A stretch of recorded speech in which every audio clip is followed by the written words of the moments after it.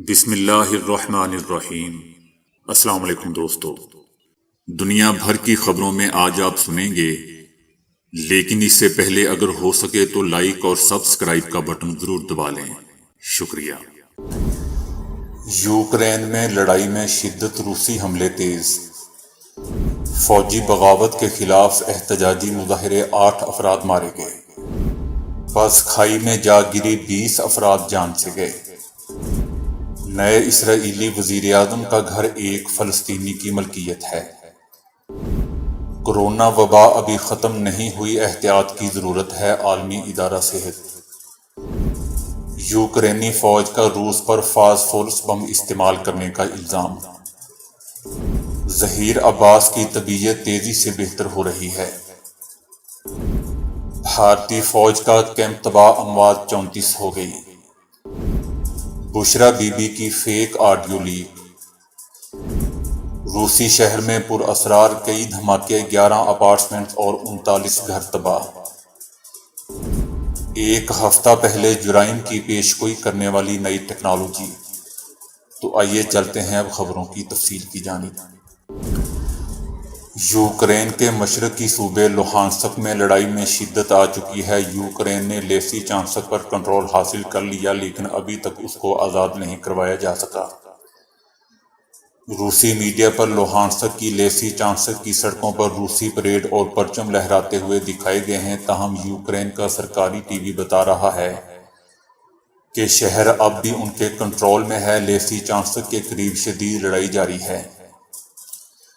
شہر کا محاصرہ نہیں ہوا جو یوکرینی فوج کے کنٹرول میں ہے۔ شہریوں کو محفوظ مقامات پر رہنے کی ہدایت کی گئی ہے۔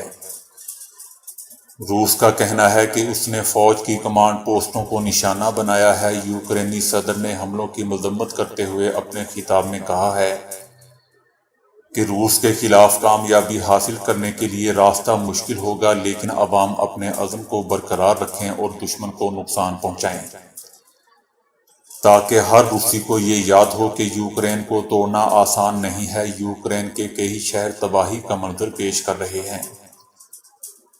روس نے مرکزی میدان جنگ سے دور شہروں میں میزائل حملے تیز کر دیے ہیں۔ یوکرین نے مغرب سے مزید ہتھیاروں کی اپیل کرتے ہوئے کہا ہے کہ اس کی فوج کو روسی فوج نے بھاری ہتھیاروں سے شکست دی ہے۔ سوڈان میں فوجی بغاوت کے خلاف احتجاجی مظاہروں کے دوران کم از کم 8 افراد مارے گئے ہیں۔ سوڈان میں ایک مرتبہ پھر 8 مظاہرین مارے گئے۔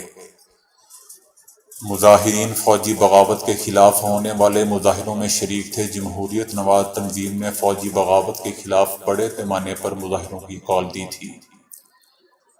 احتجاج روکنے کے لیے پولیس دارالحکومت میں پل بند کر دیے اور ہزاروں مظاہرین پر آنسو گیس پھینکی۔ سوڈان کے سب سے بڑے جمہوریت نواز گروپ نے ملک گیر ریلیوں کی کال دے رکھی ہے۔ یاد رہے دوستو کہ سوڈان میں گزشتہ برس اکتوبر میں فوج نے بغاوت کرتے ہوئے سویلین حکومت کا خاتمہ کر دیا تھا۔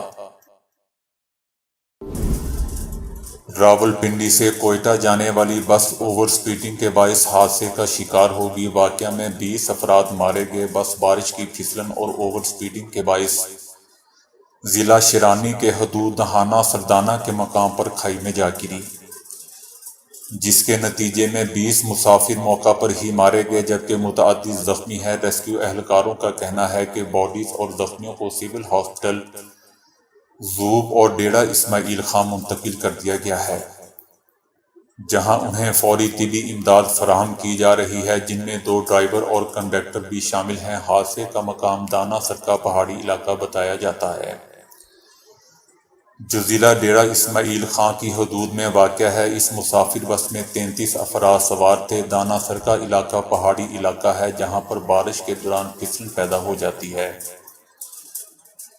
یہ واقعہ بھی پھسلن کی وجہ سے پیش آیا ہے۔ ڈرائیور نے موڑ کاٹتے ہوئے بریک لگائی تو بس پھسل کر گہری کھائی میں جا گری، جس کی وجہ سے اموات کی تعداد زیادہ ہوئی۔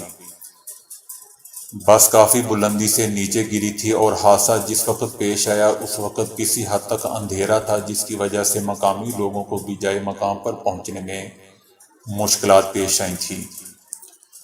زخمیوں اور باڈیز کو سڑک تک پہنچانے کا آپریشن کوئی 5 گھنٹے تک جاری رہا۔ بلوچستان اور خیبر پختونخوا کے سرحدی علاقے میں بارشوں کی وجہ سے دریاؤں اور ندی نالوں میں طغیانی بھی آئی ہوئی ہے۔ بس میں سوار اکثریت طالب علموں اور افغان شہریوں کی تھی۔ طالب علم تعلیمی اداروں میں چھٹیوں کے سبب اپنے آبائی علاقوں کو جا رہے تھے، جبکہ افغان شہری واپس افغانستان جا رہے تھے۔ بارشوں میں اس مخصوص سڑک پر اکثر حادثات پیش آتے رہتے ہیں، لیکن یہ حادثہ اپنی نوعیت کا بڑا حادثہ تھا۔ اس روڈ پر کسی واقعے میں اتنی زیادہ انسانی جانیں ضائع نہیں ہوئی تھیں۔ صہیونی حکومت کے ذرائع ابلاغ نے انکشاف کیا ہے کہ اسرائیل کے نئے وزیر اعظم کی رہائش گاہ ایک فلسطینی کی ملکیت ہے، جسے 1948 میں وہاں قبضہ کر کے نکال دیا گیا تھا۔ صہیونی حکومت کے نئے وزیر اعظم یائر لاپیڈ کی رہائش گاہ ایک فلسطینی کی ملکیت ہے۔ بالفور اسٹریٹ پر واقع لاپیڈ کا گھر ایک امیر فلسطینی تاجر اور گاڑیاں بنانے والی کمپنی جنرل موٹرز کی نمائندہ ہنا جون سلامہ نے بنایا تھا۔ یاد رہے دوستو کہ 1948 میں فلسطین پر قبضے کے دوران سلامہ نے اپنا گھر چھوڑ دیا تھا اور لبنان کے دارالحکومت بیروت منتقل ہو گئی تھی۔ اور یہ بھی یاد رہے کہ نفتالی کے بعد یائر لاپیڈ کو صہیونی حکومت کے امور چلانے کے لیے وزیر اعظم نامزد کیا گیا ہے۔ عالمی ادارہ صحت نے کہا ہے کہ دنیا میں کورونا نے مختلف شکلوں میں پھر سر اٹھا لیا ہے۔ دنیا کے 6 میں سے 3 خطوں میں کورونا کی وجہ سے اموات کی تعداد میں اضافہ ہوا ہے۔ 110 ممالک میں کورونا کے واقعات میں اضافہ ہو رہا ہے، مجموعی طور پر 20% اضافہ ہوا ہے۔ کسی کو بھی اس شک میں نہیں رہنا چاہیے کہ کورونا ختم ہو چکا ہے یا کورونا ختم ہونے والا ہے، جبکہ یہ وبائی بیماری میں بدل رہی ہے، ختم نہیں ہو رہی۔ صرف حکومتوں، بین الاقوامی ایجنسیوں اور نجی شعبہ جات کے ٹھوس اقدامات سے ہی ہم بدلتے ہوئے مسائل کو حل کر سکتے ہیں۔ کورونا کو جانچنے کے لیے ہماری صلاحیت خطرے میں ہے۔ دنیا بھر میں 12 ارب سے زیادہ ویکسین تقسیم کی جا چکی ہیں اور دنیا کے 75% طبی رضاکار اور 60 سال سے زائد عمر کے افراد کو ویکسین لگائی جا چکی ہے۔ یوکرینی فوج نے روس پر الزام لگاتے ہوئے کہا ہے کہ جزیرہ سمیٹ پر روس فاسفورس بمبوں کا استعمال کر رہا ہے۔ یوکرینی فوج نے کہا کہ روسی فضائیہ کی جانب سے 2 بار جزیرہ سمیٹ پر فاسفورس بم پھینکے گئے۔ یوکرینی فوج کا یہ بھی کہنا ہے کہ عالمی قانون کے تحت گنجان آباد والے علاقے میں فاسفورس بمبوں کے استعمال پر پابندی ہے، جس کا استعمال روس نے بحر اسود سے اپنی فورسز کے انخلاء کے اگلے ہی روز کیا تھا۔ یوکرین کا کہنا ہے کہ روس کی جانب سے اس کا استعمال فوجیوں کو واپس بلانے کے اعلان کی نفی ہے۔ برطانیہ میں زیر علاج قومی کرکٹ ٹیم کے کرکٹر ظہیر عباس کو طبیعت بہتر ہونے پر ڈاکٹرز نے وینٹی لیٹر سے ہٹا دیا ہے۔ ظہیر عباس برطانوی دارالحکومت لندن کے نجی ہاسپٹل میں زیر علاج ہیں۔ ڈاکٹروں نے طبیعت میں بہتری آنے پر سابق کرکٹر کو وینٹی لیٹر سے ہٹا دیا، تاہم وہ انتہائی نگہداشت وارڈ یعنی ICU میں رہیں گے۔ ایشین ڈان برڈ مین کے نام سے مشہور اور ICC کے سابق صدر ظہیر عباس لندن آمد سے پہلے دبئی میں کورونا کا شکار ہو گئے تھے، جس کے بعد سے ان کی طبیعت مسلسل خراب ہو رہی تھی اور گزشتہ دنوں ان کی حالت تشویشناک ہو گئی تھی۔ یاد رہے دوستو کہ 74 سالہ ظہیر عباس نے اپنے کیریئر میں 78 ٹیسٹ اور 62 ون ڈے میچز میں پاکستان کی نمائندگی کی تھی۔ اس دوران انہوں نے کئی یادگار اننگز بھی کھیلی۔ بھارتی ریاست منی پور میں 3 دن پہلے مٹی کا تودا گرنے سے بھارتی فوج کا کیمپ تباہ ہو گیا تھا، جس کے ملبے تلے دب کر مارے جانے والوں کی تعداد 34 ہو گئی ہے، جس میں سے 26 بھارتی فوج کے اہلکار بھی شامل ہیں۔ ریاست منی پور میں 3 روز پہلے امپھال ریلوے پروجیکٹ میں تعمیراتی کام کے دوران مٹی کا بڑا تودا آن گرا تھا۔ پروجیکٹ کی حفاظت کے لیے قائم کی گئی فوجی چیک پوسٹ لینڈ سلائڈنگ میں تباہ ہو گئی تھی۔ مٹی کا تودا گرنے سے ملبے تلے 100 سے زائد اہلکار دب گئے تھے۔ ریسکیو ادارے نے پہلے روز امدادی کاموں کے دوران 8 افراد کی باڈیز نکالی تھی، جن میں سے ایک ریلوے ملازم اور 7 فوجی اہلکار شامل تھے۔ تاہم 3 دن کے بعد امدادی کاموں کے دوران اب تک 34 باڈیز نکالی جا چکی ہیں، جن میں سے 26 آرمی کے اہلکار بھی شامل ہیں۔ اسی طرح 13 آرمی اہلکاروں اور 5 سویلین کو زخمی حالت میں نکالا گیا ہے۔ اب بھی 28 افراد ملبے تلے دبے ہوئے ہیں، تاہم ان کے زندہ بچ جانے کے امکانات بہت ہی کم ہیں۔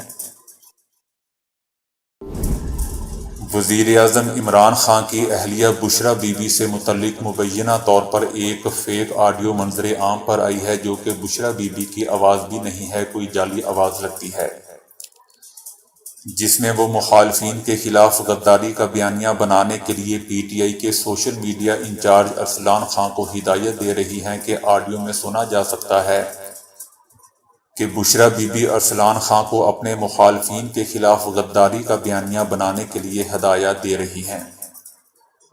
بشرا بی بی نے ارسلان خان سے کہا کہ خان صاحب نے جو کہا تھا کہ غداری کا ہیش ٹیگ کر کے چلانا ہے، آپ کا سوشل میڈیا ایک ہفتے سے فعال نہیں ہے۔ بشرا بی بی نے کہا کہ علیم خان اور ان جیسے کتنے لوگ ہیں جو میرے اور خان صاحب کے حوالے سے بات کریں گے اور مجھ سمیت بچی فرح خان کے خلاف گند پھیلائیں گے، اور یہ لوگوں کی گواہی بھی دیں گے۔ آپ کو علیم خان سمیت ایسے افراد کو غداری سے لنک کر دینا ہے۔ یہ سب لوگ جو بولیں گے ہمارے خلاف، یہ ایک منصوبہ بندی کے تحت ہے۔ آڈیو میں بشرا بی بی نے کہا کہ آپ کو سوشل میڈیا میں دھمکی امیز خط کا معاملہ اچھالنا ہے اور لنک کر دینا ہے کہ یہ لوگ غدار ہو گئے ہیں۔ آپ کو لیٹر کا معاملہ اٹھانا ہے اور یہ بھی بتانا ہے کہ ہمیں پتہ ہے کہ وہ لیٹر صحیح ہے، اور ہمیں پتہ ہے کہ غداری کی وجہ سے اور اپنے آپ کو بچانے کے لیے یہ سب لوگ جمع ہو گئے ہیں، اور ان کے ساتھ باہر کی قوتیں بھی شامل ہیں۔ بشرا بی بی نے ہدایات دی کہ روس کا معاملہ بھی اٹھایا جائے کہ انہیں پتہ ہے کہ ملک میں خان کے ساتھ غداری ہو رہی ہے، اور یہ روس کا بیان دیکھیں۔ اس معاملے کو ٹرینڈ بنانا ہے کہ روس کو بھی معلوم ہے۔ انہوں نے مزید کہا کہ مخالفین کی جانب سے میرے اور فرح کے خلاف بہت گند پھیلایا جائے گا، اسے بھی آپ کو لنک کرنا ہے کہ ہمیں پتہ ہے کہ یہ غداری کون کر رہا ہے۔ یہ لوگ وزیراعظم عمران خان کے پیچھے اس لیے ہیں کہ ان کو سمجھ نہیں آ رہی کہ یہ کیا چکر ہے کہ عمران خان ہر چیز سے نکلتے جا رہے ہیں۔ یوکرین کی سرحد کے قریب واقع روسی شہر میں ہونے والے ایک پراسرار دھماکے میں 3 افراد مارے گئے، جبکہ درجنوں عمارتوں کو بھی نقصان پہنچا ہے۔